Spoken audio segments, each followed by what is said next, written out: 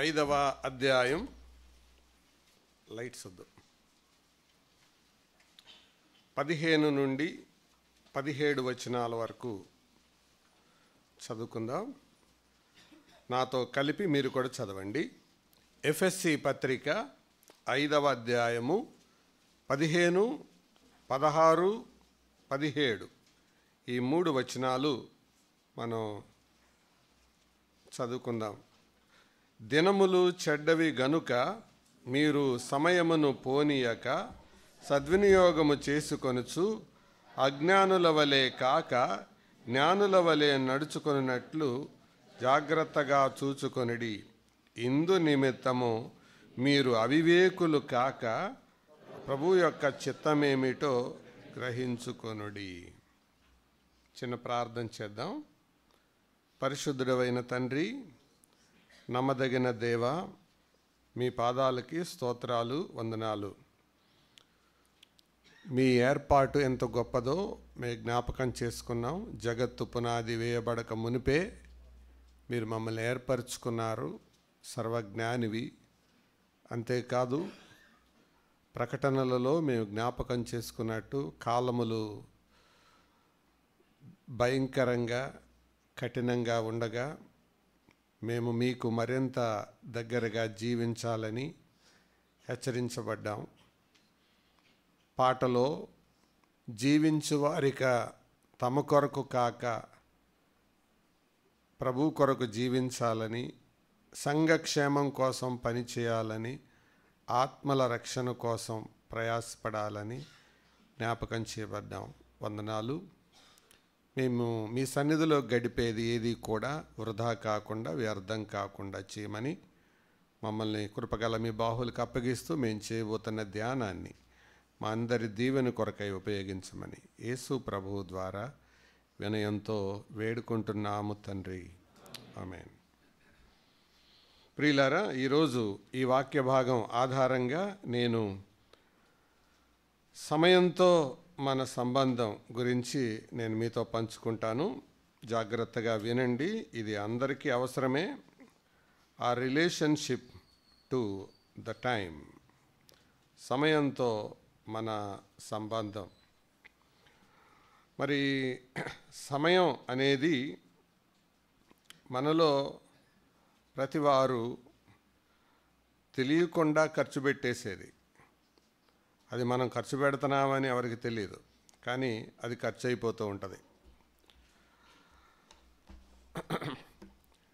దేవుడు సమయానికి అతీతుడు. అయితే మానవుడు సమయానికి బంధితుడు. దేవుణ్ణి సమయాన్ని ఏమీ చేయలేదు. సమయం దేవుణ్ణి ఏమీ చేయలేదు. అందుకే ఒక ఆయన ఇలాగన్నాడు, కాలం తాకినది ఏదైనా అది పాతబడిపోతుంది, దేవుడు తాకింది ఏదైనా అది నూతనపరచబడుతుంది. కాలం దేన్నన్నా తాకితే అది ఓల్డ్ అయిపోద్ది. దేవుడు దేన్నైనా తాకితే అది కొత్తగా ఉంటుంది. అంతేకాదు, అసలు మన జీవితానికి నిర్వచనం ఇస్తే మన జన్మదినానికి మరణదినానికి మధ్య ఉన్న కాలమే జీవితం. మన డేట్ ఆఫ్ బర్త్కి డేట్ ఆఫ్ డెత్కి మధ్యలో ఉన్నదే లైఫ్. అదే జీవితం. ఇంకా తర్వాత ఏం లేదు. బిఫోర్ బర్త్ మనం లేం, ఆఫ్టర్ డెత్ మనం ఉండం. ఇది మధ్యలో అదే జీవితం. జీతం అంటే కనపడుతుందా? జీతం అక్కడ నీ నెల మొదటి తేదీకి ఆఖరి తేదీకి మధ్యలో నీ కష్టార్జితమే నీ జీతం. అది జీతం. కూలి అంటే ఉదయానికి సాయంత్రానికి మధ్య నీ కష్టమే కూలి. సరే, ఇల్లు, పొలం, ఆస్తి మొదలగునవి పిత్రార్జితం కావచ్చు, లేక కష్టార్జితం కావచ్చు. కొంతమంది బాండ్ విత్ సిల్వర్ స్పూన్ అంటారు. అంటే వెండి స్పూన్తో వాళ్ళు పుట్టినాళ్ళు, నోట్లో స్పూన్ పెట్టుకొని. కొంతమంది కష్టం చేసి సక్సెస్ఫుల్గా ఎదుగుతారు. అది కష్టార్జితం, పిత్రార్జితం కావచ్చు, కానీ సమయం మాత్రం అది దైవ ప్రసాదం, దేవుడిచ్చింది. అది సంపాదిస్తే వచ్చేది కాదు. చార్ల్స్ డార్విన్ ఒక మాట అన్నారు, 1 గంట సమయం వృధా చేసేవాడు జీవితం విలువ సరిగా ఎరిగినవాడు కాదు. 1 గంట సమయం వృధా చేసేవాడు జీవితం విలువ సరిగా అర్థం చేసుకున్నవాడు కాదు. పరిమితమైన ఆయుష్కాలంలో కాలాన్ని జాగ్రత్తగా పెట్టుబడి పెట్టేవాళ్ళు అపరిమితమైన జీవితంలో నిత్య జీవాన్ని దిగుబడిగా పొందుతారు. అర్థమైందా ఈ సెంటెన్సు? పరిమితమైన ఆయుష్కాలంలో, అంటే మన ఆయుష్కాలం పరిమితం, టెంపరీ. ఒకవేళ నీకు ఇప్పటికే 30-35 వచ్చుంటే లైఫ్లో సగం అయిపోయిందని గుర్తుపెట్టుకో. 50 దాటుంటే క్రీస్తురాజపురానికి దగ్గరగా ఉన్నామని గుర్తుపెట్టుకో.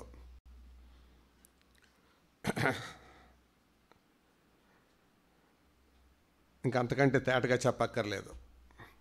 ఈ పరిమితమైన ఆయుష్కాలములో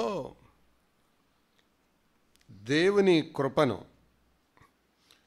జాగ్రత్తగా, కృపతో జీవితాన్ని పెట్టుబడిగా పెట్టేవాళ్ళు అపరిమితమైన జీవితంలో నిత్య జీవాన్ని దిగుబడిగా పొందుతారు. అంటే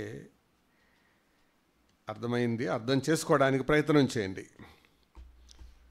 మరొక ప్రాముఖ్యమైన సంగతి ఏంటంటే, మనకిష్టమైన విషయాల్లోనేమో సమయం చాలా త్వరగా గతించిపోతుంది, కానీ మనకు అయిష్టమైన విషయాల్లో సమయం నెమ్మదిగా కదులుతుంది, సాగుతుంది.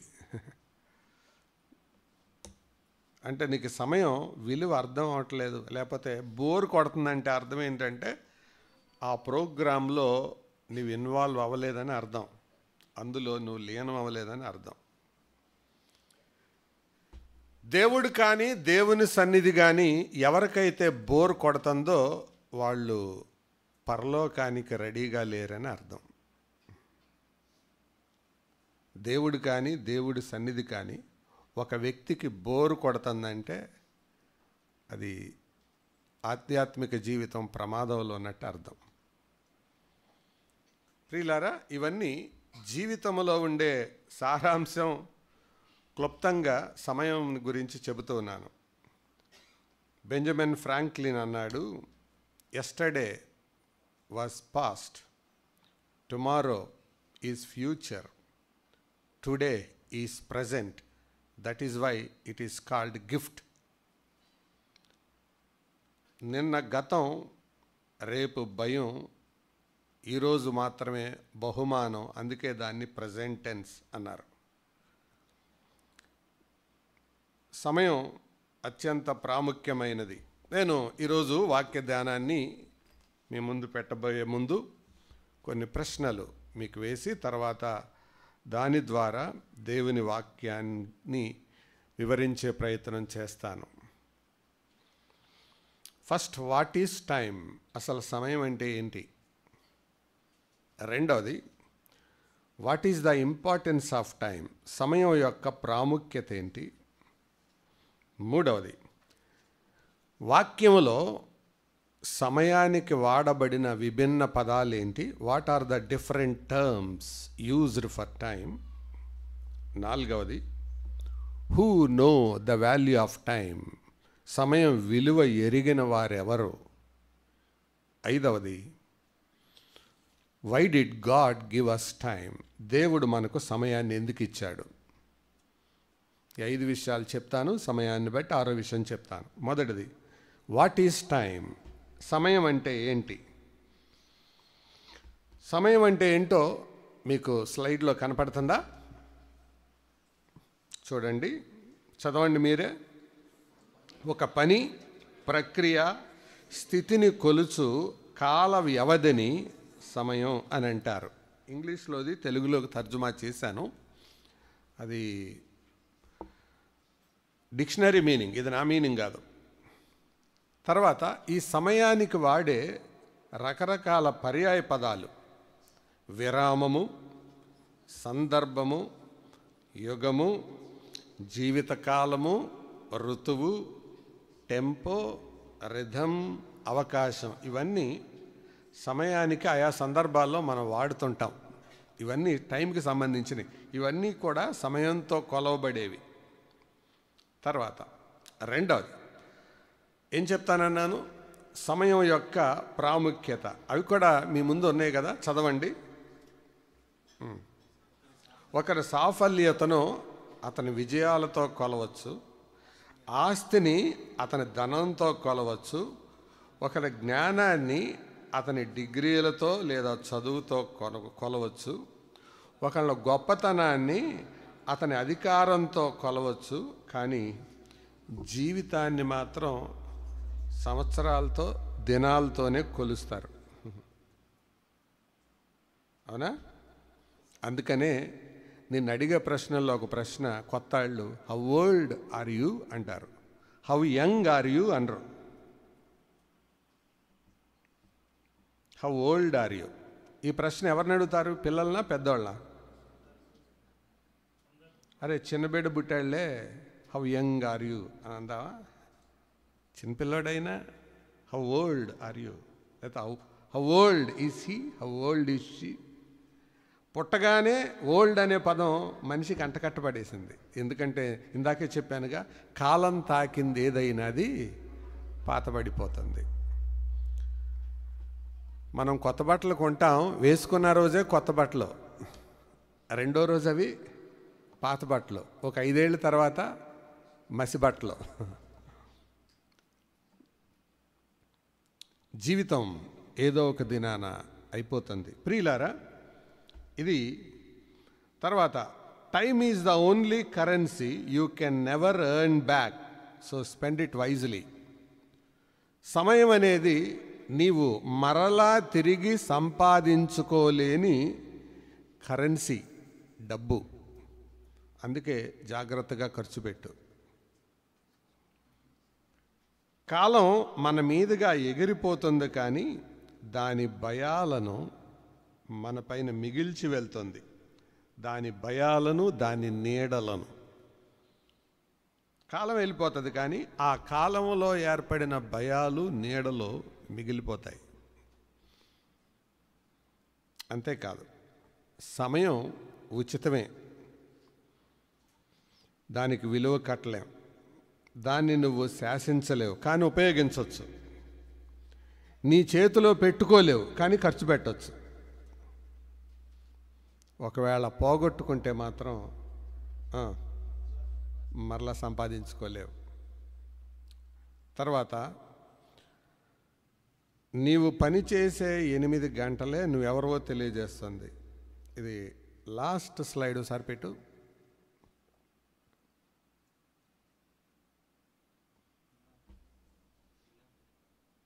ఎస్, దీంట్లో 24 గంటల్ని 3 భాగాలుగా విభజించడం జరిగింది. కనపడుతుందా? 8 గంటలు, 8 గంటలు ప్లస్ 8 గంటలు. మొదటి 8 గంటలు నిద్రకి అందరూ వాడతారు, అది అందరికీ కామనే. సరే, నిద్రపోతారో నిద్రపోయినట్టుగా నటిస్తారో ఆ తర్వాత సంగతి. కానీ మొత్తానికి 8 గంటలు అయితే నిద్రకు కేటాయించబడింది. ఇంకొక 8 గంటలు సాధారణం, ఇంట్లో పనులు, ప్రిపరేషను, ప్రయాణం, సిద్ధపాటు, ఇదంతా. తర్వాత చివరి 8 గంటలు ఉందే, ఏముంది అక్కడ? అదే నీ గుర్తింపు. అంటే నువ్వెవరవో చెప్పేది ఆఖరి 8 గంటలే. ఈ మొదటి 2 8 గంటలను బట్టి నేను చెప్పరు. ఆ చివరి 8 గంటలు ఉందే, దట్ ఈజ్ యువర్ ఐడెంటిటీ. ఆ 8 గంటలు నువ్వు చదువుకుంటే విద్యార్థి అవుతావు. ఆ 8 గంటలు నువ్వు పని చేస్తే ఉద్యోగస్తుడు అవుతావు. ఆ 8 గంటలు నువ్వు కూలి చేస్తే కూలోడు అవుతావు. ఆ 8 గంటలు నువ్వు వ్యాపారం చేస్తే వ్యాపారస్తుడు అవుతావు. ఆ 8 గంటలు నువ్వు సేవ చేస్తే పాస్టర్ అవుతావు.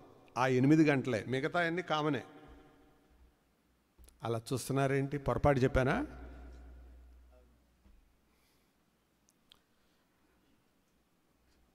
నీకు గుర్తింపు తెచ్చే ఆ 8 గంటలు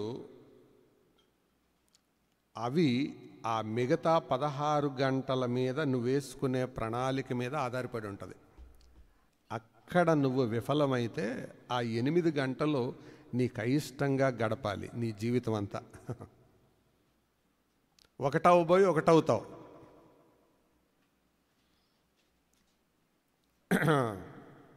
కలెక్టర్ అవ్వబోయి బిల్ కలెక్టర్ అవుతావు. ఇంకా అలా అన్నీ చెప్పాలా? ఎందుకంటే ఆ మిగతా కామన్గా ఉండే 8 గంటలు ప్లస్ 8 గంటలు ఎక్కడో నువ్వు రాజీ పడ్డావు, తడబడ్డావు, పొరపడ్డావు, తిరగబడ్డావు, చెడ్డగా వాడావు. అందుకే ఒకటి కాబోయి ఒకటి అవుతావు. కాబట్టి సహోదరులారా, సమయం అనేది చాలా చాలా ప్రాముఖ్యమైన సంగతి. నేను ఒక 4 మాటలు ఇందులో లేనివి చెప్పాలనుకుంటున్నాను. సమయాన్ని గడిపేవాడు అమాయకుడు, సమయాన్ని వాడుకునేవాడు అన్యుడు, సమయాన్ని విడిపించుకునేవాడు ఆత్మీయుడు, సమయాన్ని వృధా చేసుకునేవాడు దౌర్భాగ్యుడు. సమయాన్ని గడిపేవాడు అమాయకుడు. గడపడం అంటే ఏంటి? ఊరికే కొంతమందికి తెలియదు. లేస్తారు, మొహం కడుక్కుంటారు, ఆ వచ్చే పోయాలను చూడటమే సరిపోద్ది. ఇటు చూడటం, ఈ దిక్కుని ఇటు చూడటం, ఈ దిక్కుని ఇటు చూడటం, పేపర్ చూడటం. వీళ్ళు చూసినా చూడకపోయినా టైం అయితే ఎగిరిపోతానే ఉంటుంది. ఇలాంటి వాళ్ళు ఏమంటారు? అమాయకులు. వాళ్ళని ఎవరు చూసినా చూడకపోయినా వాళ్ళు మాత్రం చూస్తూనే ఉంటారు. అది అమాయకులు. వాళ్ళకి ఏం చేస్తాం? రెండవ రకం సమయాన్ని వాడుకుంటారు. అది అన్యుల లక్షణం. సమయాన్ని వాడుకోవడం అంటే మొత్తం 24365 బిఎస్ఎన్ఎల్ హెల్ప్ లైన్ నంబర్ లాగా 24 గంటలు 365 రోజులు వారి కొరకే వాడుకుంటారు అన్యులు. వాళ్ళు ప్రభువు నమ్మకపోయినా సమయాన్ని జాగ్రత్తగా వాడుకునే వాళ్ళు ఉన్నారు. మన భారతదేశంలో అత్యంత ధనవంతుల్లో ఒకరైన టాటా, ఆయన ఒక మాట అన్నాడు: నేను భారతదేశంలో అత్యుత్తమ ధనవంతుడిగా ఎదిగినా నేనెన్నడూ నా ఆఫీసులో లాస్ట్ ఎంప్లాయీ కంటే లేట్ ఎప్పుడూ రాలేదు. I was the first person to attend to my office. ఆఫీస్కి వచ్చి తాళాలు తీసి కూర్చునే మొట్టమొదటి వ్యక్తిని నేను. అంత డబ్బులు ఉన్నవాడు అంత చేయాల్సిన పని లేదు కదా.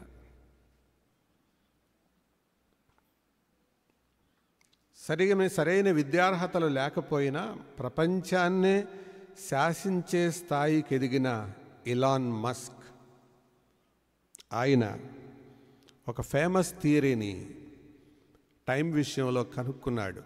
ఆ థియరీ ఏంటంటే బ్లాకింగ్ టైం, బాక్సింగ్ టైం.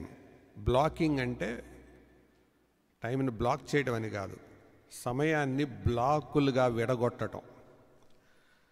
మనం టైం టేబుల్, అసలు మనకి టైం టేబులే ఉండదు, డైనింగ్ టేబుల్ తప్ప. కానీ ఇలాన్ మస్క్కి టైం టేబుల్ ఉంటుంది. ఆ టైం టేబుల్ ఎట్లా ఉంటుందంటే ప్రతి 5 నిమిషాలకు ఉంటుంది బ్లాక్. అంటే 11 నుండి 11:05 వరకు నేనేం చేయాలి, 11:05 నుంచి 11:10 వరకు నేనేం చేయాలి, 11:10 నుంచి 11:15 వరకు నేనేం చేయాలి. అలా టైం టేబుల్ 5 నిమిషాలకు వేసుకోబట్టే టెస్లా కంపెనీకి, ఇంకా అలాంటి ఫేమస్ కంపెనీలకు అధినేత అయ్యాడు. ప్రపంచాన్ని శాసిస్తున్నాడు. స్టార్ లింక్ వినే ఉంటారు, దానికి ఇప్పుడు అధినేత.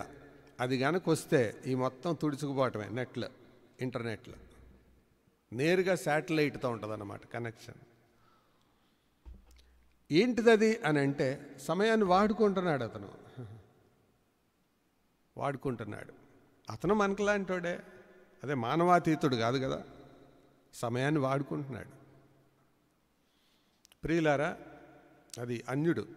తర్వాత సమయాన్ని విడిపించుకునేవాడు. విడిపించుకునే మాట అది ఎఫెసీ పత్రిక 5వ అధ్యాయంలో వచ్చింది. తెలుగు బైబిల్లో సద్వినియోగము చేసుకొనుచు అని ఉంది, కానీ ఇంగ్లీష్ బైబిల్లో రిడీమ్ అని ఉంటుంది. ఎవరి దగ్గర ఉందా ఇంగ్లీష్ బైబిల్? 5:15 చదువు Paul. Redeeming the time. Redeeming అని అంటే విడిపించడం. విడిపించడం అంటే నువ్వు వంట గంట చేస్తున్నావు, అందులో అరగంట కట్ చేయి, అరగంట పెట్టుకో, ఆ అరగంటను పక్కకు పెట్టు. నిద్ర 8 గంటలు పోతున్నావు, 7:30కే పెట్టుకో టార్గెట్, అరగంట విముక్తి చేయి. మొబైల్కి నువ్వు అడిక్ట్ అయ్యావు, అది ఊరికే నీకు తెలియకుండా నీ టైం తినేస్తుంది. డిసిప్లిన్ పెట్టుకో. బ్లాకింగ్ టైం, ఎలాన్ మస్క్ పెట్టుకున్నది పెట్టుకో. ఈ 5 నిమిషాలు నేనేం చేస్తున్నాను అలా ఆలోచించబట్టి అలాగయ్యాడు. మన టైం టేబుల్ సెలవులు వస్తున్నాయి అంటే ఎక్సలెంట్గా ఉంటుంది. అసలు ఈ సెలవుల కోసం సెలవులేమో 10 రోజులు ఇస్తారు, కానీ ఆ ముందు 10 రోజులు ఆలోచించి ఆ సెలవుల్లో ఏం చేయాలని, ఆ 10 రోజులు అయిపోయిన తర్వాత ఈ సెలవుల్లో ఏం చేసామో ఆలోచించుకొని మొత్తం 1 రోజులు తీసుకుంటారు. ఇంటలెక్చువల్గా, ఫిజికల్గా అయితే 10 రోజులే. అర్థమైందా? అంత సోమరోళ్ళు ఇండియన్స్. ప్రపంచ ప్రఖ్యాతిగాంచిన సోమరు వాళ్ళ జాబితాలో ఇండియన్స్ కూడా ఉన్నారు. నేను చెప్పటల్లా, మీరు గూగుల్ని అడగండి చెప్తుంది. Most of the time wasters అని మీరు గూగుల్లో కొట్టండి, ఇప్పుడు కాదు ఇంటికి వెళ్ళాక. వాళ్ళల్లో తప్పకుండా ఇండియన్స్ కూడా వస్తారు. కొన్ని కంట్రీస్ ఉన్నాయి. ఎందుకంటే సమయం విలువ తెలియట్లా మనుషులకి. ఈ మాటలు గుర్తుపెట్టుకుందాం. చెప్పండి, మొదటి మాట ఏంటి? గడిపేవాడు అమాయకుడు, వాడుకునేవాడు అన్యుడు, విడిపించుకునేవాడు ఆత్మీయుడు, దాన్ని వృధా చేసుకునేవాడు దౌర్భాగ్యుడు. ఈ నలుగురిలో ఏదో ఒక రకానికి ఇక్కడ వాళ్ళు చెందుతారు. నువ్వెవరు అనే దాని మీద ఆధారపడి ఉంటుంది. నువ్వు ఇప్పుడు దాకా సమయాన్ని ఎలా వాడుకున్నావో దానిపైన నీ ప్రజెంట్ స్టేజ్ ఉంది. ఇప్పుడు నువ్వు ఉన్న స్థితి ఇది వరకు నువ్వు బతికిందనమాట, టైం నువ్వు వాడుకున్నది. అది అందుకనే ఈరోజు టైం గురించి, సమయంతో సంబంధం మనం కలిగి జీవించటానికి పూనుకుందాం. ఓకే, 3వ క్వశ్చన్. సమయానికి వాడబడిన భిన్న పదాలు ఏమిటి? What are the different usages of time? ఇది కొంచెం అర్థం కావడానికి బైబిల్లో ఒక మాట చదువుదాం రండి. ఆదికాండం 47వ అధ్యాయం. ఆదికాండం 47వ అధ్యాయం 9వ వచనం నేను చదువుతున్నాను. యాకోబు: నేను యాత్ర చేసిన సంవత్సరములు 130, నేను జీవించిన సంవత్సరములు కొంచెముగాను దుఃఖసహితమైనవిగాను ఉన్నవి. ఏంటండి ఆ మాట అర్థం? యాత్ర చేసిన సంవత్సరాలు ఎంత చెప్పండి, పెద్ద చదవండి. అంటే ఎంత ఇంగ్లీష్లో చెప్పండి? 130. మరి జీవించిన సంవత్సరాలు కొంచెం అంటే రెండిటిగా విడగొట్టాడు తన లైఫ్ని. యాత్ర చేసింది లాంగ్ టైం, కానీ లైఫ్ అంటే షార్ట్ టైం. సరే, నేను అది థియలాజికల్ ఎక్స్ప్లెనేషన్ చేయట్లేదు, కానీ సమయాన్ని 2 భాగాలుగా గ్రీక్ బైబిల్లో విభజించారు. ఆ 2 భాగాలు ఏంటంటే, 1 క్రోనోస్, 2 కైరోస్ అంటారు.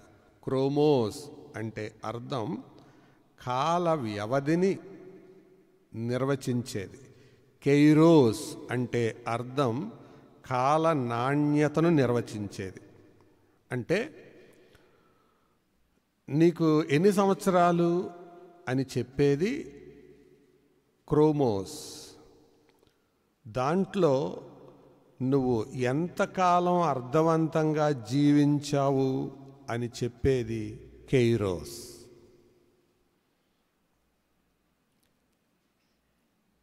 నీకు 70 ఏళ్ళు ఉండొచ్చు, 60 ఏళ్ళు ఉండొచ్చు, అది క్రోమోస్. కెయిరోస్ అంటే నీవు బతికిన అర్థవంతంగా ఉపయోగపడిన సంవత్సరాలు. అది 2 కావచ్చు, అది 1 కావచ్చు. భౌతికంగా 70 ఏళ్ళు ఉండొచ్చు. అర్థమవుతుందా చెప్పేది? నీ క్రోమోస్ వేరు, నీ కెయిరోస్ వేరు.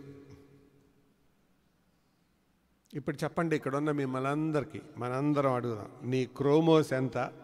అది నీ వయసు. నీ కెయిరోస్ ఎంత? అది నువ్వు సాధించింది.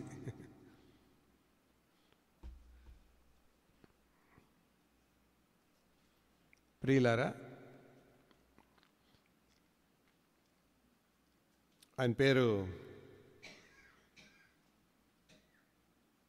Susan Wesley. నీ క్రోమోస్ ఎంత అంటే నాది సుమారు 80 సంవత్సరాలు ఉంటుందండి అని అంటది. మరి నీ కెయిరోస్ ఎంత అంటే 18 మంది పిల్లల్ని కన్నానండి, వాళ్ళందరినీ పెంచి పెద్ద చేశాను. నా భర్త అప్పులు చేసి ఆ అప్పు తీర్చలేని పక్షంలో ఈ చిన్నపిల్లల్ని పెట్టుకొని ఏగుతూ వచ్చాను. అందులో కొంతమంది చనిపోయారు. ఒక బిడ్డ నిప్పుల్లో పడి చచ్చిపోయాడు. ఆ మిగతా వాళ్ళని నమ్మకంగా పెంచానండి. ప్రతి బిడ్డ బెడ్ దగ్గర మోకరించి ప్రార్థన చేశానండి. ప్రతి మధ్యాహ్నం పూట మా ఇంటి పక్కన ఉండే ఆడవాళ్ళని పిలిచి బైబిల్ స్టడీ తీసుకునేదాన్నండి. మా పిల్లలు స్కూల్కి వెళ్ళగానే క్వైట్ టైం గడిపి దేవుని వాక్యాన్ని చదువుతూ డైరీ రాసుకున్నానండి. ఈ డైరీలే ఇప్పుడు బైబిల్ కాలేజీలో టీచింగ్ బుక్స్ అయినాయండి అని 18 మంది పిల్లల తల్లి చెబుతుంది. అది నా కైరోస్ అండి అని. కథ చెప్పడం లేదు, వాస్తవం అది. ఆవిడ దేవుని వాక్యాన్ని ధ్యానిస్తూ రాసుకున్న డైరీలు టీచింగ్ బుక్స్ అయినాయి బైబిల్ కాలేజెస్కి. ఆమె మరణించే సమయానికి ఆమె ఇంట్లో కూడుకునే స్త్రీల సంఖ్య ప్రతిరోజు 300 మంది. 300 మంది ఆడవాళ్ళకి వాక్యం చెప్పేది. ఏది? ఈ 10 పిల్లల్ని పెంచుకుంటూ. వాళ్ళకి ఎక్కడ తగ్గకూడదు. ఊరికే ఒకసారి సూజన్ వెస్లీ ఇంటిని మనసులో ఊహించండి. మనకి 2-3 పిల్లలు ఉంటేనే అది ఆ చెప్పులు విడిచే స్టాండ్ ఎట్టుంటుంది? ఆ చిన్న సైజు షాప్ లాగా ఉంటుంది. 18 మంది ఈ పిల్లలు ఉన్న ఇల్లు ఎలా ఉండి ఉంటుంది? చిన్న బాటా షోరూమ్ లాగా ఉండి ఉంటుంది. శనివారం బట్టలు, శనివారం బూట్లు, మిగతా రోజు బూట్లు, ఈగాక క్యాజువల్స్. అసలు ఇమాజిన్ చేయడానికి అవుతుందా? ఆమె కైరోస్ వేరు, ఆమె క్రోమోస్ వేరు. సమయం అంటే అదే అర్థం. ఇప్పుడు మీకు శరీరానికి వచ్చిన వయసేమో అది క్రోమోస్. దాంట్లో నువ్వు హౌ సక్సెస్ఫుల్ యు ఆర్, ఎంత ప్రభావవంతంగా నువ్వు మారావు. అబ్బో ఎక్కడండి, మాకు ఉదయం లేచిన దగ్గర నుంచి ఇక తోముడు, కడుగుడు, తుడుసుడు, ఉద్యోగానికి వెళ్ళుడు, ఇదే పని అండి అని అంటే అది క్రోమోస్కి బాగానే ఉంటుంది, కైరోస్కి పనికిరాదు. అది తర్వాత తరానికి నువ్వేం అందించలేవు. నీ బతుకు నీకే భారమైంది. ఈ రోజుల్లో మనుషులు ఓపిక తగ్గిపోయింది, అసహనం పెరిగిపోయింది. ఒక్కరైతే ముద్దు, ఇద్దరైతే హద్దు, ముగ్గురైతే వద్దు అనుకునే తరం ఇది. ఎవరో అందరు సీరియస్గా వింటున్నారు. ఎవరికో అమ్మాయి పుట్టి డాక్టర్ గురువు దగ్గరికి వచ్చి, సార్ ఏం పేరు పెట్టమంటారు అన్న. దీపిక అని పెట్టరా అన్నాడంట. మళ్ళీ అమ్మాయి పుట్టింది. సార్ ఏం పేరు పెట్టమంటారు అన్నాడంట. గోపిక అని పెట్టరా అన్నాడంట. మళ్ళీ సంవత్సరానికి వచ్చి సార్ అమ్మాయి పుట్టింది అని అంట. ఏం పేరు పెట్టమంటారని అంట. ఓపిక అని పెట్టరా అని అంట. 4వ ఏడు మళ్ళా వచ్చి మళ్ళీ అమ్మాయి పుట్టింది సార్ అని అంట. ఆపిక అన్నాడంట. అయిపోయింది. మనుషులకి వాళ్ళ యొక్క సహనం సన్నబడిపోతుంది, ఆగిపోతుంది. 18 మంది పిల్లల తల్లి భర్త బయట సేవలోనూ బయట ఉంటే ఎంతమందిని అసలు ఇమాజిన్ అందటం ఎంత కష్టమండి. ఆమె క్రోమోస్ వేరు, ఆమె కెయిరోస్ వేరు. చెప్పండి, మీ జీవితంలో క్రోమోస్ ఎంత, కెయిరోస్ ఎంత? యాకోబు అంటున్నాడు, నా క్రోమోస్ 130, నా కెయిరోస్ అది కూడా పెద్ద నాణ్యంగా అనిపించట్లేదు నాకు.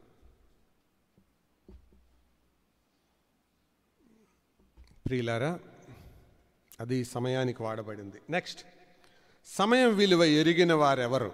ఇది మీకు తర్వాత పెడతారు, కానీ నేను దాని గురించి ఎక్కువ వివరించాలని కోరుకోవట్లేదు. జస్ట్ ఊరికే మెన్షన్ చేస్తున్నాను. దేవుడు కంట్రోలర్, అంతే, నియంత్రించేవాడు. రెండవది, దేవుడు చేంజర్, అంటే మార్చేవాడు, కాలములను సమయములను మార్చేవాడు. నెక్స్ట్, ప్రాసిక్యూటర్, అంటే ఆ సమయాల ప్రకారం పనిచేసేవాడు. ఎగ్జిక్యూటర్ అంటే యేసు ప్రభు ఈ భూలోకానికి వచ్చినప్పుడు కూడా సమయాన్ని బట్టి పనిచేసినవాడు. అది దేవుడు సమయం వెలివెరిగినవాడు. తర్వాత సాతానుకు కూడా తెలుసు సమయానికి, అందుకే సులభంగా గుర్తుపెట్టుకునే రెఫరెన్స్ అది. సాతానికి ఏం తెలుసు? తనకు టైం కొంచెంగా ఉందని తెలుసు. ఈ మాట చదివితే బాగుంటుంది. ప్రకటన 12:12 అందరు తీయండి. ప్రకటన 12:12. అపవాది తనకు సమయము కొంచెమే అని తెలుసుకొని బహుక్రోధము కలవాడై, దీంట్లో నేను చెప్పదలిసిన తలంపు ఏంటంటే, అపవాదికి ఎందుకు కోపం వస్తుంది? ఎందుకు కోపం వస్తుంది? అరే ఏంటి, నేను ఒక్కడనే నరకానికి వెళ్ళాలా? నాతో పాటు ఎంతమందిని లాక్కెళ్ళాలి అని ఆలోచిస్తే గిరిపురం వాళ్ళు సగం మంది దొరికారు. నవ్వుతున్నారు, వాస్తవం అది. వీళ్ళు సాయంత్రం 6 తర్వాత రాత్రి 2-3 దాకా రోడ్ల మీదే కనపడుతుంటారు. ఎందుకంటే వాడు ఒక్కడే వెళ్ళలేడాడు నరకానికి, వీళ్ళందరూ సహాయం కావాలి. అందుకే చాలామంది హెల్ప్ చేస్తున్నారు సహాయానికి. అందులో మీరు కూడా ఉన్నారేమో.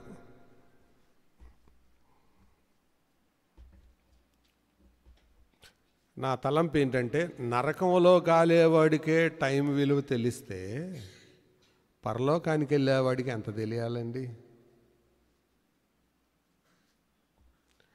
నరకంలో పడేవాడికే కాల విలువ తెలిస్తే పరలోకానికి వెళ్ళేవాడికి ఎంత విలువ తెలియాలి? అందుకే ఎఫ్ఎస్సి పత్రికలో చదువుకున్న, ఈ విషయంలో మీరు దేవుని చిత్తం ఏంటో తెలుసుకోండి. టైం విషయంలో దేవుని చిత్తం ఏంటో తెలుసుకోండి. గతంలో నేను ఒక టైం టేబుల్ వేశాను బిలీవర్స్కి. మరి అది ఎక్కడ పెట్టారో నాకు తెలియదు. డైరీలో కూడా బ్యాక్ వైపు ముద్రించాం. అందరు తీసుకున్నారు, చూసుంటారు, కానీ ఇది మనకు పట్టదలే అనుకుంటారు. కానీ జ్ఞాపకం పెట్టుకో, we have to give an account of each and every minute. మన ప్రతి నిమిషాన్ని గురించి దేవుడికి లెక్క చెప్పాలి. ఈ టైం ఎలా గడిపావు? నిద్రపోకుండా ఎందుకు బతికావు? ఎందుకు ఈ నిద్ర సమయాన్ని వేరే దాని కొరకు వాడావు? ఎందుకు విశ్రాంతి తీసుకోలేదు? ఎందుకు ఈ సమయాన్ని ఇంతసేపు వాట్సాప్లో ఉన్నావు? ఎందుకు ఈ సమయాన్ని ఫేస్బుక్లో ఉన్నావు? సమయాన్ని ఇచ్చాడు కాబట్టే సమయాన్ని నియంత్రించేవాడు సమయాన్ని గురించి నిలదీయగలడు. నియంత్రించేది ఆయనే, నిలదీసేది ఆయనే. నిలదీస్తాడు తప్పకుండా. ఆయన ఏమిచ్చాడో తప్పకుండా అడుగుతాడు, ఏది అడగకుండా ఉండడు. మీలో అది రాసుకోవడం మీద ఎక్కువ దృష్టి పెడుతున్నారు, వినండి. అది తర్వాత మీకు ఎంత గ్రూప్లో పెడతారు, అప్పుడు రాసుకోండి. ఇక్కడ వినడం నేర్చుకోవాలి. సాతానికి తెలిసింది, సృష్టికి కూడా తెలిసింది. ఇందాక ప్రకటనలో కూడా విన్నాం, ఆరాధన తలంపుల్లో కూడా విన్నాం. సమయాన్ని ఎరిగినవాడు, సమయాన్ని కాలాన్ని గతులు మార్చేవాడు. కానీ విచిత్రం ఏంటంటే మనిషికే తెలియట్లా. రోమా 8లో విశ్వాసులకు తెలిసింది. అందుకే ఆ కాలం కోసం వాళ్ళు మూలుగుతున్నారు, ప్రభు ఎప్పుడు వస్తారా అని. నమ్మిన విశ్వాసులు వాళ్ళంతా ఎదురు చూస్తున్నారు. ఇదేమి లేనోడికి ఏముండదో, తిన్నామా, పండుకున్నామా, పనికి వెళ్ళామా, ఇంతే. ప్రియులారా, సమయాన్ని ఇచ్చినవాడు సమయాన్ని గురించి లెక్క అడుగుతాడు. దాని కొరకే చాలా పదునైన పదాన్ని వాడాడు తన ప్రజలైన ఇశ్రాయేలీయులకి. జెఫన్యా గ్రంథం 2వ అధ్యాయం 1వ వచనం చూడండి. జెఫన్యా 2:1. స్క్రీన్ ఆపేసే తమ్ముడు.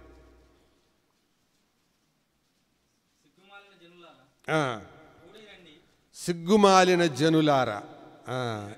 ఎంతమంది ఉన్నారో ఇక్కడ సిగ్గుమాలిన జనులు? చదవండయా బైబిల్ అంటే చూస్తూ ఉంటారు. ఏం పేరు పెట్టాలి వీళ్ళకి? సిగ్గుమాలిన జనులు అంటే కోపం, కానీ చేతగాని కోపం. ఎందుకు? సిగ్గుమాలిన జనులు. సమయం విలువ తెలియదు, సమయాన్ని ఎలా వాడుకోవాలో తెలియదు. సిగ్గుమాలిన జనులారా కూడిరండి. ఎవరిని అంటున్నాడు ఈ మాట?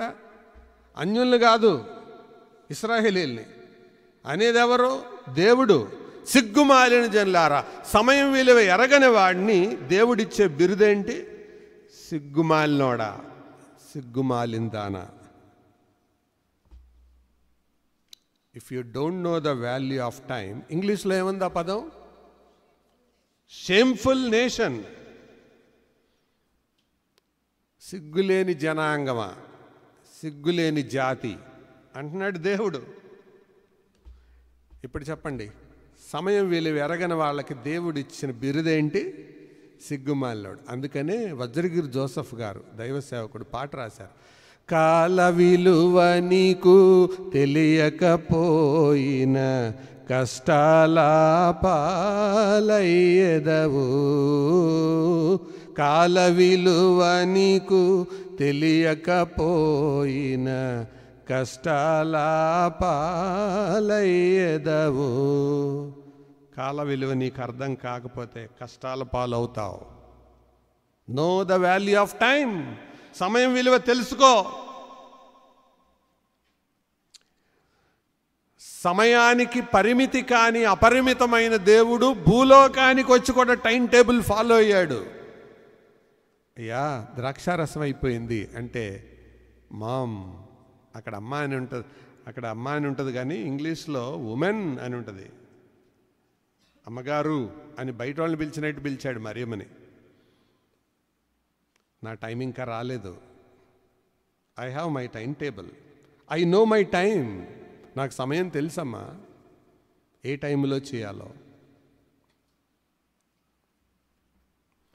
సమయాన్ని సృష్టించినవాడు, సమయాన్ని ఏర్పరిచినవాడు, సమయాన్ని నియంత్రించేవాడు భూలోకానికి మనిషిగా వచ్చి సమయానికి కార్యక్రమం చేయటం. అందుకే తాను ఈ లోకము నుంచి వెళ్ళవలసిన గడియ వచ్చనని యేసు పస్కా పండుగకు ముందే ఎరిగిన వాడై గడియ ఎరిగి పనిచేశాడు ఆయన. విచిత్రం ఏంటంటే గడియారాలు పెట్టుకున్న వాళ్ళకి తెలియట్లా. గడియారాలు లేని టైంలో గడియలు ఎరిగి పనిచేశాడు ఆయన. నా గడియ వచ్చింది అన్నాడు. అప్పుడు గడియారాలు లేవు. వాచ్ పెట్టుకొని టైం ఫాలో అవునవాడిని ఏమనాలండి అసలు? వాచ్లు ఎందుకు? అవతలాడు చూపించడానిక? షో పీస్ అది, ప్రదర్శన వస్తువాది. వాచ్ ఎందుకు పెట్టుకోవాలి? 5 నిమిషాలకి 5 నిమిషాలకే వ్యవధి, అరగంటకి వ్యవధి. దాని ప్రకారం టైం టేబుల్ను డివైడ్ చేసుకోలేకపోతే అసలు వాచ్ ఎందుకు నీకు? క్యాలెండర్ చాలు డేట్ చూసుకోవడానికి, వాచ్ ఎందుకు? సమయం విలువ ఎరగకపోతే అంత బాగు. అందుకే మనం ఇంతమంది అందరూ ఇక్కడ ఉన్నాం, కానీ అందరూ ఏదో కేటగిరీలో పడతారు. ఏ కేటగిరీ? అమాయకుడన్నా అవ్వాలి, నువ్వు అన్యుడు అన్నా అవ్వాలి, ఆత్మీయుడు అన్నా అవ్వాలి, దౌర్భాగ్యుడన్నా అవ్వాలి, సిగ్గుమాలినోడు అన్న అవ్వాలి. అదే దౌర్భాగ్యుడు అంటే అర్థం. ప్రభు ఏదో ఒకటి అంటాడు. నేను అంటలేదు, నిన్ను వాక్యం చెప్పే మాటలే చెప్తున్నాను. నిన్నేమంటాడు అనేదే ఈరోజు సందేశం. ప్రభు నిన్ను ఏమంటాడు అనేదే సందేశం.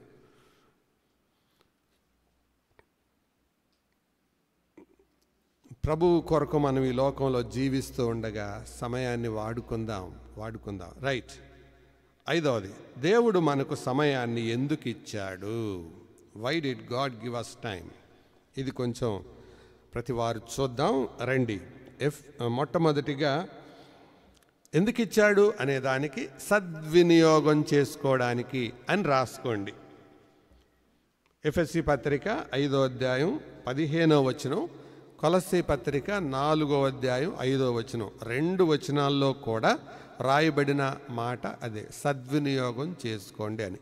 వెంటనే మీకు అనుమానం రావచ్చు, అయ్యా సద్వినియోగం చేసుకోవడం అంటే ఏంటండి అని. అదే నేను ఇప్పుడు చెప్తాను. సద్వినియోగం చేసుకోవడం అంటే ఏంటి? What is the right use of time?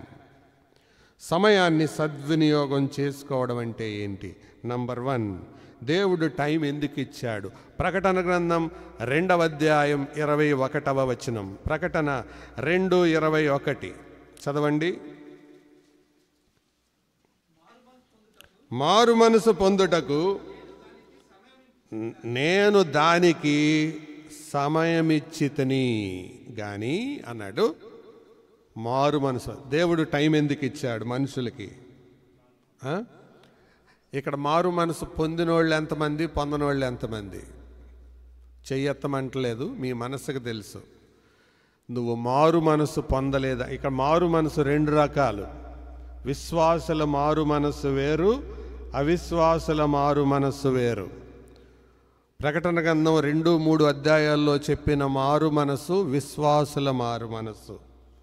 Yesu Prabhu mark సువార్త 1వ అధ్యాయం 15వ వచనంలో చెప్పిన మారు మనసు అవిశ్వాసుల మారు మనసు. నమ్మనాళ్ళు మారు మనసు పొందాలి, నమ్మినాళ్ళు కూడా మారు మనసు పొందాలి. దేవుడు టైం ఇచ్చాడు. చెప్పు, 2021కి 22కి నువ్వేం మారావు? 22కి 23కి ఏం మారావు? 23కి 24కి ఏం మారావు? 24కి 25కి ఏం మారావు? దేవుడు టైం ఎందుకు ఇచ్చాడు నీకు? ఉద్యోగం చేసుకోవడానికి, సంసారం చేయడానికి, వీటికేనా?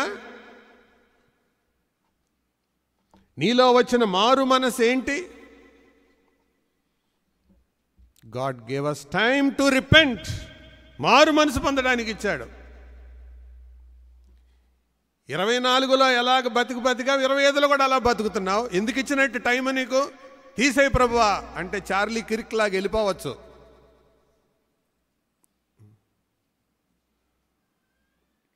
దేవుడు టైం ఎందుకు ఇచ్చాడో తెలుసా? మారు మనసు పొందడానికి. విశ్వాసులు పొందాలి, అవిశ్వాసులు పొందాలి. మారు మనసు పొందడానికి నేను దానికి టైం ఇచ్చాను, సమయం ఇచ్చాను అంటున్నాడు. నంబర్ 1, దేవుడు టైం ఎందుకు ఇచ్చాడో తెలుసా? మారు మనసు పొందడానికి. నంబర్ 2, రెండవది చెప్తాను. ఎఫెసీ పత్రిక 6వ అధ్యాయం 18వ వచనం చురుగ్గా. ఆత్మ వలన ప్రతి సమయమందును ప్రతి విధమైన ప్రార్థనను విజ్ఞాపనను చేయుచు ఆ విషయమై పూర్ణమైన పట్టుదలతో. రెండవ మాట, దేవుడు టైం ఎందుకు ఇచ్చాడంటే ప్రార్థన చేయడానికి. ఫర్ ప్రేయర్, ప్రార్థన చేయడానికి. ఎవరి కోసం? నీ కోసం కాదు. ఎవరి కోసం? అక్కడున్న మాట చెప్పండి. సమస్త పరిశుద్ధ. ఇంకోసారి చెప్పండి. సమస్త పరిశుద్ధులు అంటే నేను ఒక మాట అడగనా? నీ ప్రేయర్ లిస్ట్ ఎంత? అదేంటండి కొత్త పేరు అడిగారు? కొత్త మాట ఉందండి. అసలు నీకు ప్రేయర్ లిస్టే లేదా? అయితే నువ్వు ఒక వర్స్ట్ విశ్వాసివి, ఒక నీచమైన విశ్వాసివి అని అర్థం. బ్రాహ్మణ కుటుంబంలో నుంచి రక్షించబడి యేసుక్రీస్తునందు విశ్వాసం ఉంచిన పండిత రామాబాయి, కేరళ బ్రాహ్మిన్, ఆమె చనిపోయే టైంకి ఆమె ప్రతిరోజు ప్రార్థించే ప్రార్థన జాబితా 3,000 మంది. డైలీ ప్రేయర్ 3,000 మంది పేర్లెత్తి ప్రార్థన చేశారు. నీ ప్రార్థన జాబితా ఎంతమంది? అసలు ప్రేయర్ లిస్టే లేదా? సమస్త పరిశుద్ధుల కోసం చేయమన్నాడు. సమస్త పరిశుద్ధులు తీసాయి, సంఘములో ఉన్న వాళ్ళ కోసం కనీసం ప్రార్థన చేయలేవా నువ్వు? మాటలు చూస్తే కోటలు దాడతాయి, ఆరాధనలో మాత్రం దేవా నువ్వు చేసిన దానికి నేను ఏమి చెల్లించగలను. అరే పనికి మాలినోడా, నువ్వు చేయడానికి బోల్డ్ పనులు ఉన్నాయరా, ప్రార్థన చేయరా. పరిశుద్ధులందరి కోసం ప్రార్థన చేయి. చదువుకునే పిల్లలు ఉన్నారు, తల్లిదండ్రులకు దూరంగా ఉండేవాళ్ళు, వాళ్ళందరి కోసం ప్రార్థన చేయి. Make a prayer list. Time అందుకే ఇచ్చాను నేను. ఇప్పుడు చెప్పండి, ప్రేయర్ లిస్ట్ లేనాడు వర్స్ట్ బిలీవర్. కట్టగట్టి దేవా మా సంఘాన్ని దీవించు, 4 సంఘాలు దీవించు, 5 సంఘాలు దీవించు. చేస్తున్నామండి ప్రార్థన. ప్రార్థన చేయకుండా ఎట్టుంటామండి? సమస్త పరిశుద్ధుల నిమిత్తం ప్రార్థన చేయడానికి టైం ఇచ్చాడు ఆయన. టైం అందుకు ఇచ్చాడు. ఇది రెండోది. మూడవది, హగ్గయి గ్రంథం 1వ అధ్యాయం 4వ వచనం. హగ్గయి 1:4. ఈ మందిరము పాడై ఉండగా నివసించుటకు ఇది సమయమా అంటే దేవుడు టైం ఎందుకు ఇచ్చాడు? మందిరపు పని చేయడానికి ఇచ్చాడు. ఇశ్రాయేలును అడుగుతున్నాడు ఏమని? మాకు మందిరం పని చేయడానికి టైం రాలేదండి అంటున్నారు. వీళ్ళు ఇల్లు కట్టుకుంటున్నారు. ఎవరో? ఇశ్రాయేలీయులు. హగ్గయి రాసిన గ్రంథం యొక్క సారాంశం అది. మందిరాన్ని ప్రారంభించారు, కానీ పని ఆగిపోయింది. ఆగిపోయి సెటిల్ అయిపోయారు. వీళ్ళు ఇల్లు కట్టేసుకుంటున్నారు, ఆ ఇంట్లో ఫెసిలిటీస్ పెట్టుకుంటున్నారు, సౌకర్యాలు పెట్టుకుంటున్నారు, ఫర్నిచర్ కొనుక్కుంటున్నారు, ఏసీ బిగించుకుంటున్నారు. మందిరం పని ఎవడు పట్టించుకోవట్లా. అంటే ఏమంటున్నారు? సమయం ఇంకా రాలేదు అంటున్నారు. ఉందా మాట? చూడండి పై వచనంలో. ఏ వచనం అది? 2వ వచనం. సమయం ఇంకా రాలేదు. మందిరాన్ని కడతాక టైం రాలేదంట. మరి దేనికి టైం వచ్చిందిరా అని అంటే, మా ఇల్లు కట్టుకోవడానికి వచ్చింది, మా పనులు చేసుకోవడానికి వచ్చింది. మందిరం కడతాక టైం లేదు. అందుకే హగ్గయిని పంపించింది దేవుడు. మందిరం పని కోసం టైం లేదు, మా పనుల కోసం బోల్డ్ టైం ఉంది. అందుకే అంటున్నాడు, సమయం రాలేదని చెప్తారా? మీళ్ళేమో శుభ్రంగా కట్టుకుంటున్నారా? దేవుడు టైం ఎందుకు ఇచ్చాడు? మందిరపు పని చేయడానికి ఇచ్చాడు. ఎన్ని చెప్పాను? 3. 4వది చెబుతాను. 2వ తిమోతి పత్రిక 4వ అధ్యాయం. తిమోతి 2వ పత్రిక 4వ అధ్యాయం 2వ వచనం. 2వ తిమోతి 4:2. వాక్యమును ప్రకటించుము, సమయమందును అసమయమందును ప్రయాసపడుము. ప్రయాసపడుము ఇక్కడ అర్థం ఏంటంటే, వాక్యం చెప్పు, సువార్త చెప్పు, సాక్ష్యం చెప్పు, ప్రయాసపడు. దేవుడు టైం ఎందుకు ఇచ్చాడు? ప్రయాసపట్టాకి ఇచ్చాడు. ప్రయాస అంటే అర్థం ఏంటి? 3 మాటలు. వాక్యం చెప్పడానికి ప్రయాసపడు, సువార్త చెప్పడానికి ప్రయాసపడు, సాక్ష్యం చెప్పడానికి ప్రయాసపడు. టైం ఎందుకు ఇచ్చాడు దేవుడు? ఎందుకే. వాక్యం చెప్పడానికి ప్రయాసపడుతున్నావా? సువార్త చెప్పడానికి ప్రయాసపడుతున్నావా? సాక్ష్యం చెప్పడానికి ప్రయాసపడుతున్నావా? సాక్ష్యం చెప్పినందుకే, సువార్త ప్రకటించినందుకే కొంతమంది దేవుని సేవకులను చంపేస్తున్నారు. మీరు చూస్తూనే ఉండుంటారు. తెలిసి నెలకి 2-3 చనిపోతున్నారు. తెలియక ఎంతమందో మనకు తెలియదు. వారి సమయాన్ని వాక్య ప్రకటన కోసం, సువార్త ప్రకటన కోసం వాడుకుంటున్నారు. దేవుడు టైం ఎందుకు ఇచ్చాడు? ప్రయాసపడతాకిచ్చాడు. ఇక్కడ చెప్పిన ప్రయాస ఏంటి? వాక్యం చెప్పు, సువార్త చెప్పు, సాక్ష్యం చెప్పు. ప్రయాస. Are you labouring? ప్రయాసపడుతున్నావా? దేవుడు టైం అందుకు ఇచ్చాడు. నువ్వు సువార్త చెబితే నీ ద్వారా సంఘంలోనికి చేర్చబడిన ఒక్క ఆత్మని చెప్పు.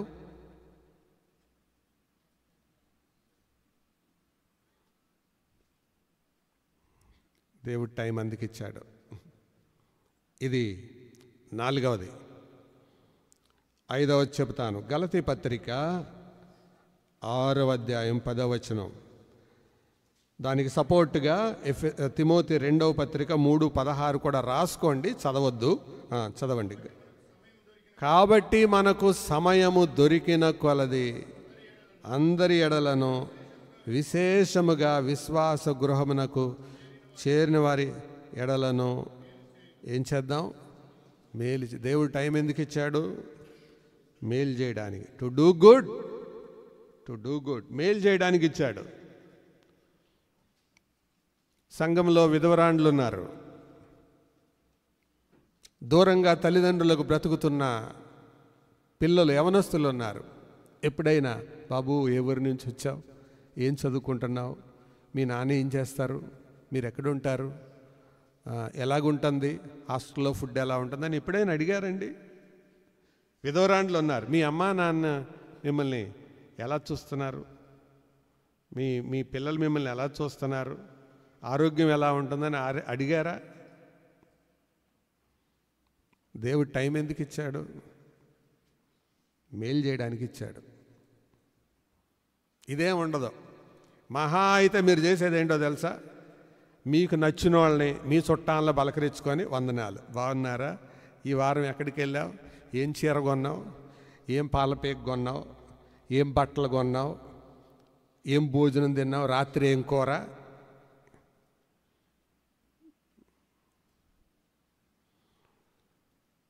విశ్వాస గృహానికి చెందిన వారి ఎడల మేలు చేయడం. సెకండ్ స్టెప్ ఏంటంటే మహా అయితే ఎదురైతే దేవుని సేవకునికి వందనాలు పెడతాం. ఇక అంతే. మిగతా వాళ్ళు ఎవ్వరు బట్టరు వాళ్ళకి. దేవుడు ఎందుకు ఇచ్చాడు టైము? నేను ఒక మాట అడుగుతాను. మన ఇంట్లో ఉపయోగపడని వస్తువుల్ని ఎక్కడ పడేస్తాం? మరి దేవుని ఇంట్లో ఉపయోగపడని వస్తువుల్ని దేవుడు ఎక్కడేయాలి? మీరు చెప్పండి, న్యాయం చెప్పండి. మీరు మీ ఇంట్లో ఉపయోగపడిన వాటిని మీరు బయటపడేస్తారు కదా. దేవుని ఇంటికి నీ వలన ఉపయోగం ఏంటి? విశ్వాస గృహానికి నీ వలన ఏంటి ఉపయోగం? What is the use of your stay in faith home? విశ్వాస గృహంలో నువ్వు ఉండటం వల్ల ఏంటి ఉపయోగం? నీ విషయంలో స్థలం వ్యర్థం అవడమా? ప్లేస్ వేస్ట్ అవ్వడమా? What is the use? దేవుడు టైం ఎందుకు ఇచ్చాడు? పని చేయడానికి ఇచ్చాడు.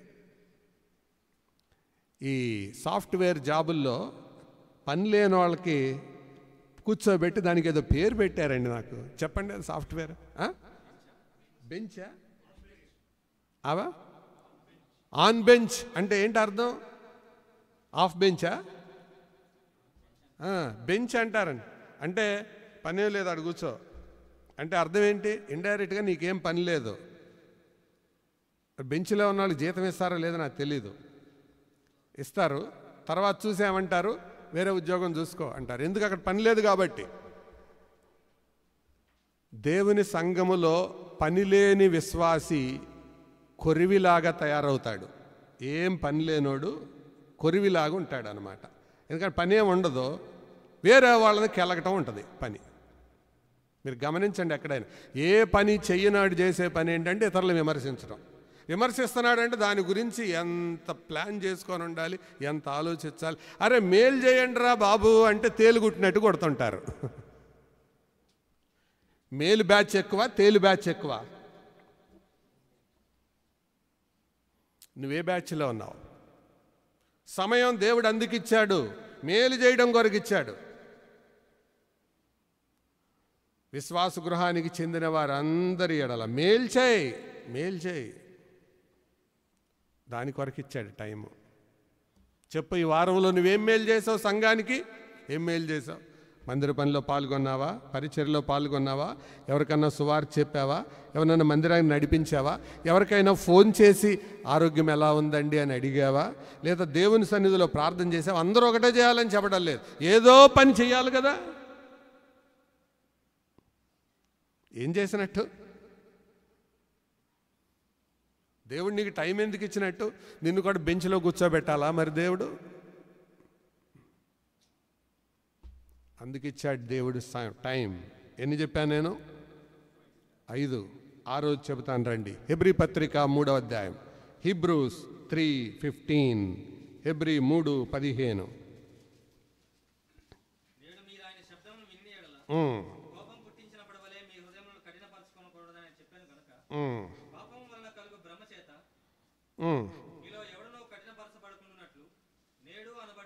నేడు అనబడి సమయం ఉండగానే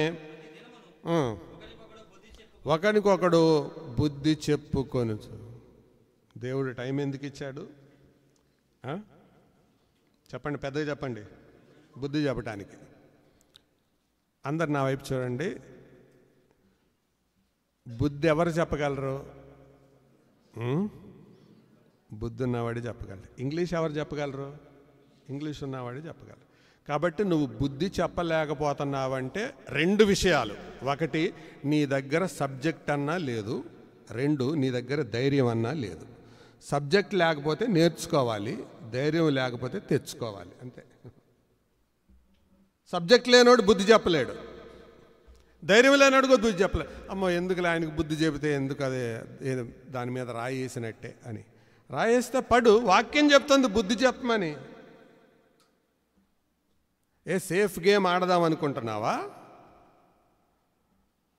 నేను ఎవరి జోలికి వెళ్ళను, ఎవడు నా జోలికి రావద్దని. ఒకరికొకడు బుద్ధి చెప్పుకోవడానికి ఇచ్చాడు దేవుడు టైము. బుద్ధి చెప్పు.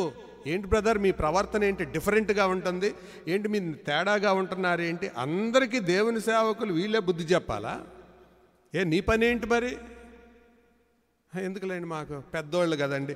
పెద్ద చిన్న ఏముండదు బుద్ధి చెప్పుకోవడానికి. కాకపోతే చెప్పే విధానంలో చెప్పాలి కానీ పెద్ద చిన్న ఏముండదు, సీనియర్ జూనియర్ ఏముండదు అక్కడ. పేతురు పెద్దోడైనా తప్పిపోతే సాఫ్ట్గా మెత్తగా కోసాడు పౌలు. దేవుడు టైం ఎందుకు ఇచ్చాడు? బుద్ధి చెప్పడానికి ఇచ్చాడు. బుద్ధి నువ్వు చెప్పలేకపోతున్నావు అంటే 2 రీజన్స్ చెప్పండి. నాలో, పక్కన వాళ్ళ సంగతి వద్దు, నాలో బుద్ధి లేకుండా అయినా ఉండాలి, లేదు నాలో ధైర్యం అన్నా లేకుండా ఉండాలి. బుద్ధి లేనోడు చెప్పలేడు, ధైర్యం లేనోడు చెప్పలేడు. దేవుడు టైం అందుకు ఇచ్చాడు. అందుకే ఎక్కువగా అవిధేయులకు శత్రువులు అయ్యేది ఎవరో తెలుసా? దేవుని సేవకులే. ఎందుకంటే వాళ్ళు చెబుతారు కాబట్టి. సేఫ్ గేమ్ ఆడేది ఎవరో తెలుసా? ఏం మాట్లాడిన వాళ్ళు. కానీ సేఫ్ గేమ్ ఆడేవాళ్ళు వాళ్ళ ముందు చెప్పరు కానీ వేరే చోట చెబుతుంటారు వాళ్ళ గురించి. పక్కన మాట్లాడుకుంటుంటారు. వాళ్ళు డేంజర్ ఫెలోస్. దేవుడు టైము బుద్ధి చెప్పడానికి ఇచ్చాడు. ఏంటి మీ ప్రవర్తనలో తేడా ఉంది, మీ ఆసక్తి తగ్గిపోయింది, ఎందుకు మీరు దేవుని విషయాల్లో వెనకడిగేస్తున్నారు అని ఎవరు చెప్పాలి? ప్రతి వారి మీద ఉన్న బాధ్యత అది. ప్రతి వారి మీద ఉన్న బాధ్యత. దేవుడు టైం అందుకు ఇచ్చాడు. ఈ టైం విలువ అర్థం చేసుకోవడానికి ఇచ్చాడు. నెక్స్ట్ తర్వాత మాట చెప్తాను రండి. ఎస్తేరు గ్రంథం 4వ అధ్యాయం 14వ వచనం. ఎస్తేరు 4:14. ఎస్తేరు గ్రంథం 4వ అధ్యాయం 14వ వచనం.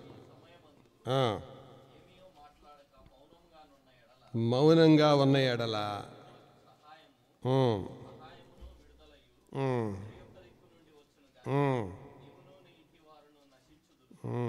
ఎవరు వార్నింగ్ ఇది? ఎవరికి? ఎస్తేరుకి. ఎందుకు నిద్రపోతుంది, మౌనంగా ఉంది, నాకెందుకులే అనుకుంటుంది. అందుకు స్ట్రాంగ్ వార్నింగ్ ఇచ్చాడు. బంధువురాలే కానీ మొర్దెకై అనుకున్నాడు, నా కూతురే కానీ దేవుని పిల్లలకు పనికిరాని కూతురు నాకెందుకురా అనుకున్నాడు.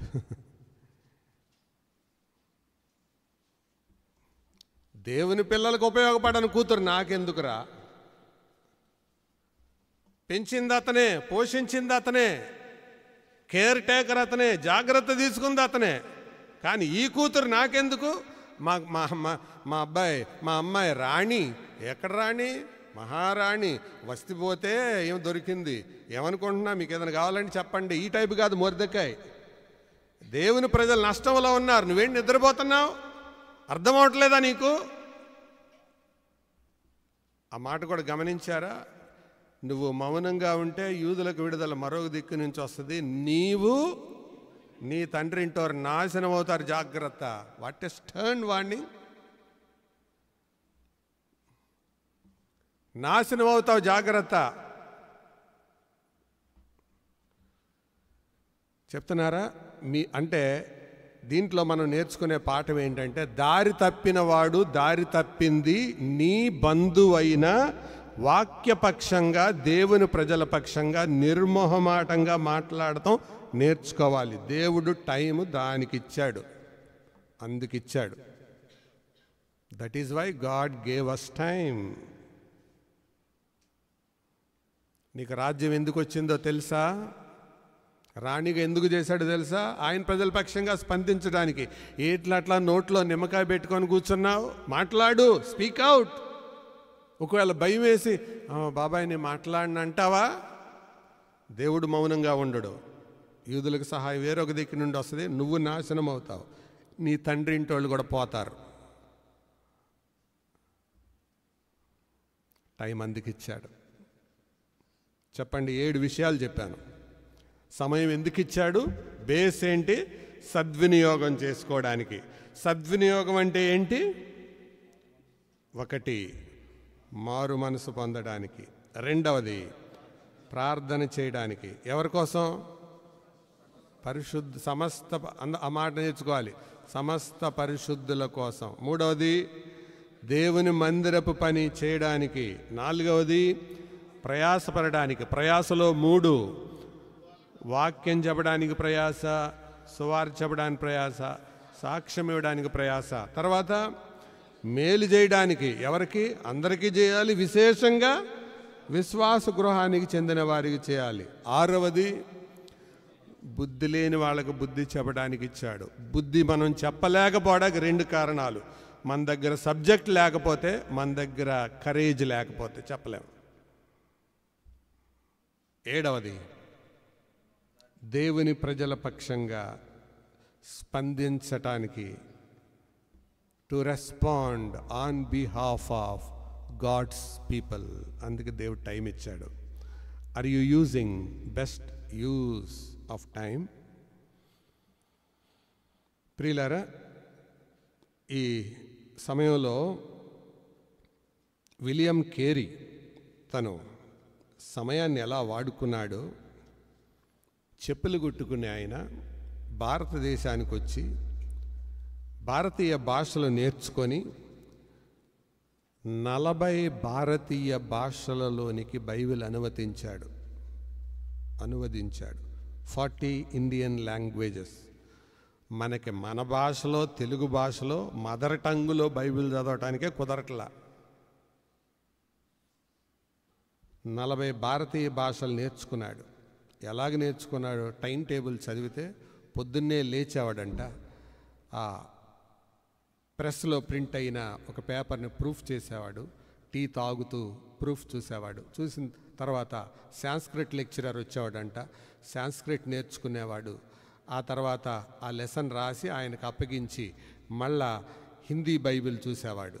దాని ప్రూఫ్ చూసేవాడు. అది అయిపోయిన తర్వాత ఆఫీస్కి వెళ్ళేవాడు. బైబిల్ కాలేజ్ స్టూడెంట్స్ కొద్దిసేపు వాక్యం చెప్పేవాడు. మళ్ళీ భోజనం ఇంటికి వచ్చేవాడు. భోజనం చేసిన తర్వాత మళ్ళీ టీ తాగేవాడు. నెక్స్ట్ మళ్ళీ బెంగాలీ క్లాస్ ఉండేదంట, నేర్చుకునేవాడు.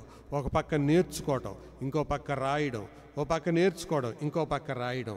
ఈ లోపల రాజా రామ్మోహన్ రాయ్తో కూడా కలిసి కొన్ని ఉద్యమాలు చేశాడు. మాత్రమే కాదు, సిరంపూర్లో బైబిల్ కాలేజీ ప్రారంభించాడు. తన ద్వారా బెంగాల్లో 100 స్కూళ్ళు ప్రారంభం చేశాడు. 100 స్కూల్స్. చెప్పులు కొట్టుకునే ఆయన. సామాజిక రిఫార్మ్స్ తెలుగు పదం ఏంటి? Very good. సాంఘిక సంస్కరణలు తీసుకురావడంలో సహాయపడ్డాడు. అంతేకాదు, భారతదేశానికి భాషాపరంగా, రచనాపరంగా చాలా సహాయపడ్డాడు. చనిపోయిన తర్వాత తిరిగి ఆ దేశం వెళ్ళడానికి కూడా ఇష్టపడలా. టైం అలా ఖర్చు పెట్టాడు.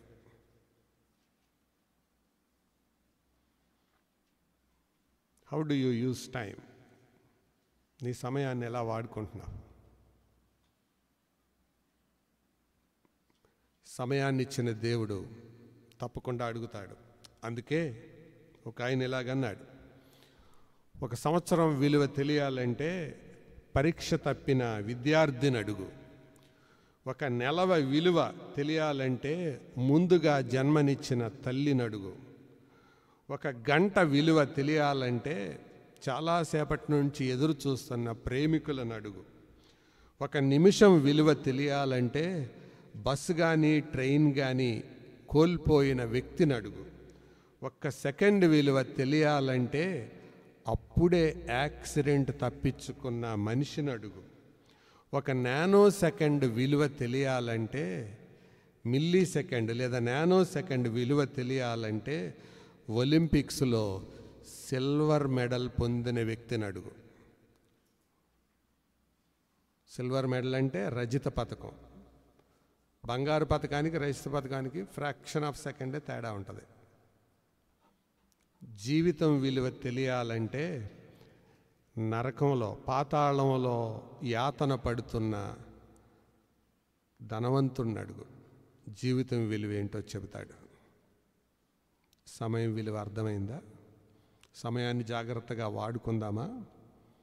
ఎందుకో తెలుసా? దేవుడు నీకు ఇచ్చిన ప్రతి నిమిషాన్ని గురించి లెక్క అడుగుతాడు. You cannot escape. నేను మనుషులు చేసే కొన్ని కాలహరణల గురించి చెప్పాలనుకున్నాను. అది మెసేజ్లో మీకు పెడతాను. మనుషులు ఎలా టైం వేస్ట్ చేస్తున్నారు. కాబట్టి అలాంటి టైం వేస్ట్ పనులు మనం చేయకుండా ఉండాలని ఈ సందేశం. బెస్ట్ యూజ్ ఆఫ్ టైం, సమయాన్ని సద్వినియోగం చేసుకున్నాం. పాత నిబంధన చరిత్రలో కూడా సమయాన్ని సద్వినియోగం చేసుకున్న వారు అనేక మంది ఉన్నారు. దావీదుకి వాళ్ళ నాన్న ఒక్కటే పని అప్పగించాడు. గొర్రెలు కాసుకురారా అన్నాడు. సహజంగా ఇంట్లో ఆఖరి చిన్న పిల్లలకు ఆ బాధ్యత అప్పగిస్తారు. పెద్దోళ్ళకి ఇంటి బాధ్యతలు అప్పగిస్తారు. ఈ మంద బాధ్యతలు చివరాళ్ళకి అప్పగిస్తారు.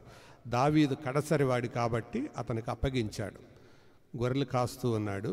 కాస్తూ ఉండగా, కాయడానికే పెట్టాడు. కాస్తూ ఉండగానే ఒడిసెలు ఎలా వాడాలో నేర్చుకున్నాడు. పాటలు ఎలా రాయాలో నేర్చుకున్నాడు. ఇన్స్ట్రుమెంట్స్ ఎలా ప్లే చేయాలో నేర్చుకున్నాడు. అంతేనా? లేకపోతే గవర్నమెంట్ మ్యూజిక్ కాలేజీకి ఏమైనా పంపించాడు వాళ్ళ నాన్న? అక్కడే నేర్చుకున్నాడు. తనకు అప్పగించింది ఒకటే బాధ్యత, గొర్రెలు గాయరా అన్నాడు. రాయడం నేర్చుకున్నాడు, చదవడం నేర్చుకున్నాడు, పాడడం నేర్చుకున్నాడు. అందుకే మధుర గాయకుడు అన్న బిరుదు వచ్చింది. పాడడం అక్కడే నేర్చుకున్నాడు. వాయిద్యం వాయించడం అక్కడే నేర్చుకున్నాడు. వాయిద్యం వాయిస్తూ డ్యాన్స్ చేయడం కూడా అక్కడే నేర్చుకొని ఉంటాడు. లేకపోతే ఆ మందసం ముందు అంత ప్రొఫెషనల్గా వేయలేడుగా. ఎందుకు అంటే దేవునితో ఉన్న సంబంధం తనను సమయాన్ని వాడుకునేలాగా చేసింది. కర్రాబెళ్ళ గోలీకాయల బ్యాచ్ కాదు.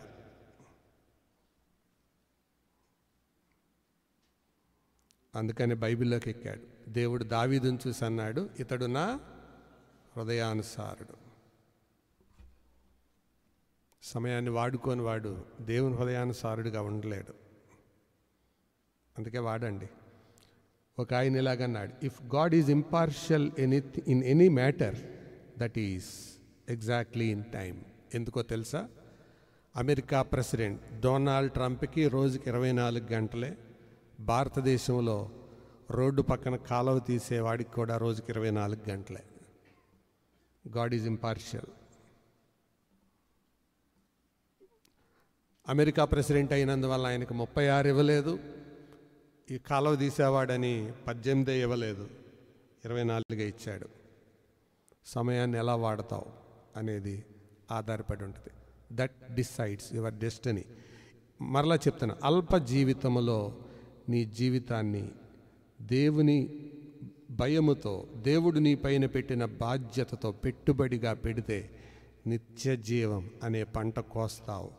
లేకపోతే దేవుడు ఈ కాలం తర్వాత ఉండేది ఏంటి? ఈ కాలం అయిపోయిన తర్వాత కృపకాలం తర్వాత ఏం కాలం? శ్రమల కాలం. శ్రమల కాలం తర్వాత దేవుడు కాలాన్ని ఆపేస్తాడు. He will stop time. దాని పేరే నిత్యత్వం. టైం ఆగిపోతుంది. టైం ఆపేసి సరిగ్గా సద్వినియోగం చేసుకున్న వాళ్ళని పరలోకంలో ఉంచుతాడు, సద్వినియోగం చేసుకొని వాళ్ళని నరకంలో పెడతాడు. టైం ఉండదు అక్కడ. పగలు రాత్రి ఒకటే, నో ఎండ్. ఈ సమయంలో నువ్వు సమయాన్ని ఎలా వాడతావు అనే దాని మీదే నీ భవిష్యత్తు జీవితం ఆధారపడింది. అందుకే బైబిల్ చెబుతుంది, ఇదే మిక్కిలి అనుకూల సమయం, ఇదే రక్షణ దినం. రక్షణ పొందారా? మారు మనసు పొందారా? యేసుక్రీస్తుని నమ్ముకున్నారా? తల వంచండి, ప్రార్థన చేసుకుందాం.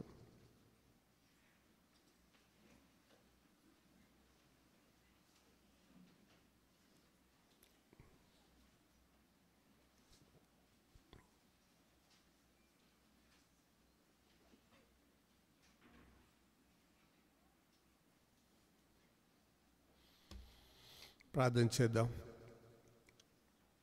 మనందరి పక్షంగా కపిల్ ప్రార్థన చేస్తాడు, తర్వాత మనం ముగించుకుందాం. సర్వదయ కృపని దిన మా దేవా మీకు స్తోత్రాలు తండ్రి. ఆశ్చర్యకరుడు, ఆలోచనకర్త అయిన తండ్రి, మా సమాధానకర్త, మా అధిపతి మీకు స్తోత్రాలు నాయన. తండ్రి, మమ్మల్ని ప్రేమించి మీరు మాకు ఇచ్చిన ఇంత గొప్ప దినమును బట్టి స్తోత్రాలు నాయన. ఈ ప్రభు దినములో ఈ విధంగా చేరి రావడానికి మీరు ఇచ్చిన అవకాశాన్ని బట్టి, ధన్యతను బట్టి, మీ మాటలను బట్టి, మమ్మల్ని మేము పరిశీలన చేసుకోవడానికి ఇచ్చిన అవకాశాలను బట్టి కూడా స్తోత్రాలు ప్రభువా. ఈ లోకంలో అన్నిటికన్నా విలువైనది సమయం అని మరొకసారి మాకు గుర్తు చేసి, ఆ సమయాన్ని ఏ రీతిగా మేము సద్వినియోగపరుచుకుంటున్నాం, ఏ రీతిగా అయితే మీకు మిమ్మల్ని ఆ సమయం ద్వారా మహిమపరుస్తున్నామా లేదా కూడా పరిశీలన చేసుకోవడానికి ఇచ్చిన అవకాశాన్ని బట్టి కూడా స్తోత్రాలు ప్రభువా. నిజమే తండ్రి, ఎన్నో సందర్భాల్లో సమయాన్ని వృధాగా గడిపిన సందర్భాలు ఉన్నాయి. సంఘం కొరకు కన్నా వ్యక్తిగతంగా వాడుకున్న సందర్భాలు చాలా ఎక్కువ ఉన్నాయి. ఆ వ్యక్తిగత కారణాలను ఎక్కువగా చూపించి గడిపిన సందర్భాలు కూడా కనపడుతున్నాయి. వాటిని నిమిత్తం మమ్మల్ని హెచ్చరించి మా హృదయాల్లో మీ మాటలు నింపినందుకు స్తోత్రాలు నాయన. ఆ మాటలను బట్టి బ్రతుకుతామని తీర్మానం చేసుకుంటూ ఉండగా ఆ తీర్మానంలో బలపరచమని వేడుకుంటున్నాం. సహాయం చేయండి తండ్రి. వచ్చిన మేమెవరం కూడా తండ్రి వృధా చేయకుండా సమయాన్ని సద్వినియోగపరుచుకొని మీ రాకడలో ఎత్తబడినప్పుడు మీ ముఖం చూసి సంతోషించడానికి, మీతో ఆ మాట గొప్పగా చెప్పుకోగలిగే అవకాశాన్ని కూడా మీ ద్వారా మేము పలకబడడానికి అవకాశాన్ని కలిగించమని వేడుకుంటున్నాం నాయన. సహాయం చేయండి తండ్రి. ఏ ఒక్కరం కూడా తండ్రి నశించిపోకుండా, వ్యర్థమైనటువంటి వారిగా కాకుండా, అజ్ఞానుల వలె కాకుండా, జ్ఞానము కలిగినటువంటి వారిగా ప్రవర్తిస్తూ, మమ్మల్ని మేము సరిదిద్దుకుంటూ సరిచేసుకుంటూ, మాకు మేము బుద్ధి చెప్పుకుంటూ, ఇతరుల కొరకు మేము పనిచేయవారుగా సహాయం చేసి నడిపించమని, అలాగే వాక్యం అందించినటువంటి మేము బిడ్డను కూడా మీరు దీవించి ఆశ్రదించి మా కొరకు ఇంకనూ బాగుగాను వాడుకుని పోతున్నందుకు స్తోత్రాలు నాయన. ఇంకనూ వారిని, వారి కుటుంబాన్ని, ఎక్కడెక్కడైతే మీ పనులు పరిచర్యలు ఉన్నాయో ఆ స్థలాల్లో వారిని మీ మహిమ కొరకు ఇంకనూ నిలబెట్టుకొని మీ నామాన్ని మీరే కనపరుచుకోనమని, అలాగే ఈ దినమంతటి మేలుతో మమ్మల్ని అందరినీ నింపి నడిపించి మహిమ పొందమని త్వరలో యేసుక్రీస్తు నామంలో అడివేడి కొంచెం తండ్రి, ఆమేన్. పరమ తండ్రి అయిన దేవుని ప్రేమ, మన ప్రభువు, రక్షకుడు, ఆత్మల కాపరి, అధ్యక్షుడు క్రీస్తు యేసు కృప, పరిశుద్ధాత్ముని యొక్క సన్నిధి సహవాసం సదాకాలం మనతో ఉండి, సమయం విషయంలో అజ్ఞానులము కాక దేవుని చిత్తానుసారులుగా మనం బ్రతుకున్నట్లు సహాయం చేసి నడిపించునుగాక. ఆమేన్. మంచిది. అందరికీ వందనాలు. సెలవు తీసుకుందాం.